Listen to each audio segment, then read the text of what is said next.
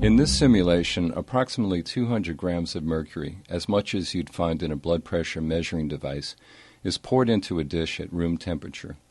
As soon as it's exposed to air, mercury vapors leave the surface in wisps and plumes.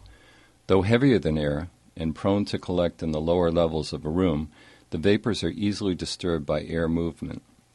In this case, people walking in the room during filming causes the vapors to change direction as they leave the dish.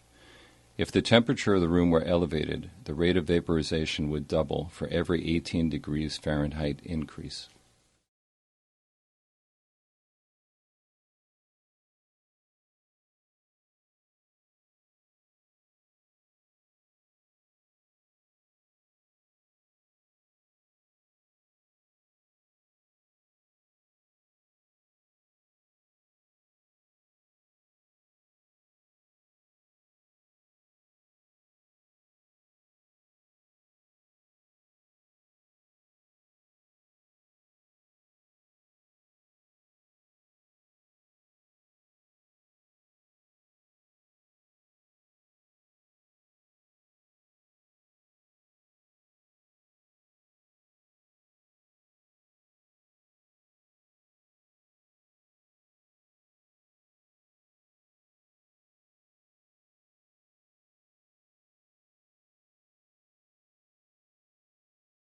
A much smaller amount of mercury, about 1/200th of that shown in Phase 1, is resting on the surface of a carpet. Some of the heavy beads are small enough to fall between the fibers, onto and through the backing of the carpet.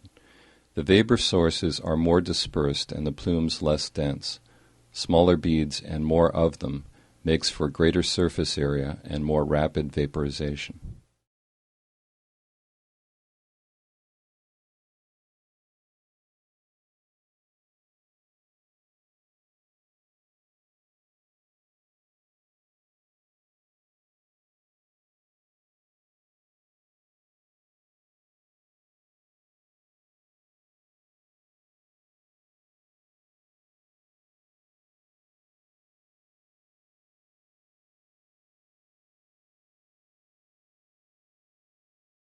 Mercury that is pushed below the surface of a porous material will continue to give off vapor. In Phase 3 you can no longer see the mercury beads, but in the ultraviolet light you can continue to see the shadows of the vapor.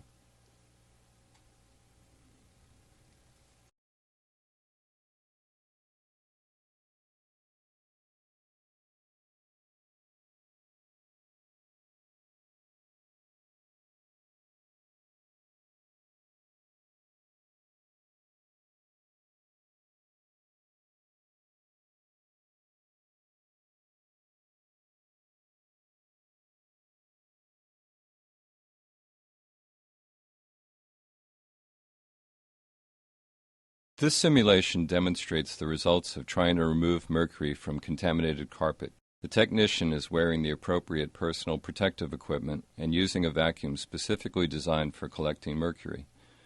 Though some beads are extracted, those that remain give off more mercury vapor than before. Carpet and other porous materials cannot easily be decontaminated. They must be carefully removed and disposed of appropriately.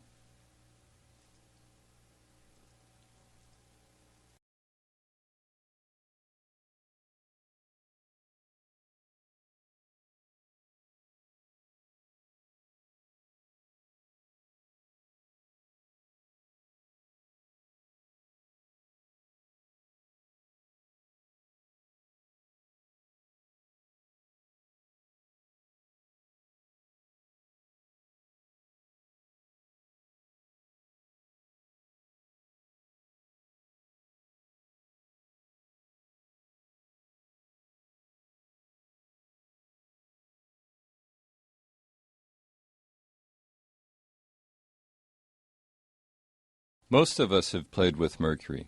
A brief exposure for teens and adults is not a big health concern, but spills in areas where young children and pregnant women spend much of their day can cause severe health problems. Let's get mercury out of our lives.